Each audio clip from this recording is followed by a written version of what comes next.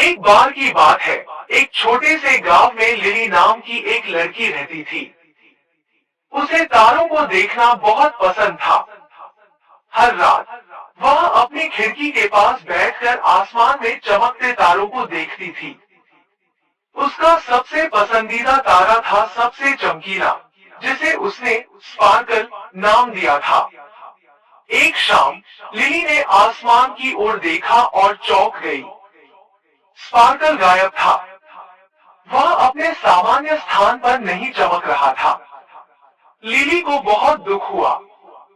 Sparkle कहाँ जा सकता है, उसने सोचा। अपने खोए हुए तारे को ढूंढने का दृढ़ निश्चय कर लिली एक रोमांचक यात्रा पर निकल पड़ी। उसने अपने जूते पहने, अपनी लालटेन उठाई और जंगल के रास्ते पर चल पड़ी, उम्मीद करते हुए कि उसे कोई सुराग मिलेगा। चलते चलते उसकी मुलाकात एक बुद्धिमान बूढ़े लोमड़ी से हुई, जिसका नाम फेलिक्स था। तुम इतनी रात को बाहर क्यों हो, बच्ची? फेलिक्स ने पूछा। मैं अपने खोए हुए तारे स्पार्कल को ढूंढ रही हूँ। वह आसमान से गायब हो गया है, लिली ने समझाया।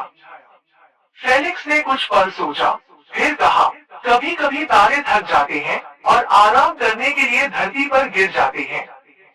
अगर हम जल्दी करें, तो हमें सूरज उगने से पहले स्पार्कल मिल सकता है। उत्साहित होकर लिली ने फेलिक्स का पीछा किया और दोनों जंगल के अंदर गहरे चले गए। वे नदियां पार करते, पहाड़ियां चढ़ते और खेतों को पार करते गए। आखिरकार फूलों से घिरे एक खुले मैदान में लिली ने घास में कुछ हल्की चमक देखी। वह स्पार्कल था। स्पार्कल सामान्य से थोड़ा कम चमक रहा था और धीरे धीरे जमीन पर आराम कर रहा था।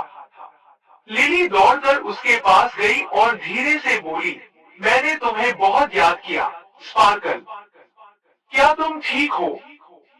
तारा हल्के से चमका और फेलिक्स ने समझाया, तारों को प्यार और रोशनी की जरूरत होती है ताकि वे फिर से तेज चमक सके। लिली मुस्कुराई और अपना पसंदीदा लोरी गाने लगी।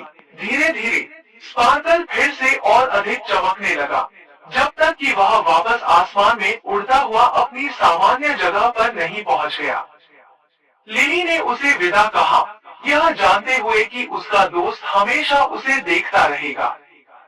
उस रात जब लिली अपने बिस्तर पर लेटी थी, स्पार्कल और भी ज्यादा चमक रहा था, जैसे कि कह रहा हो, धन्यवाद।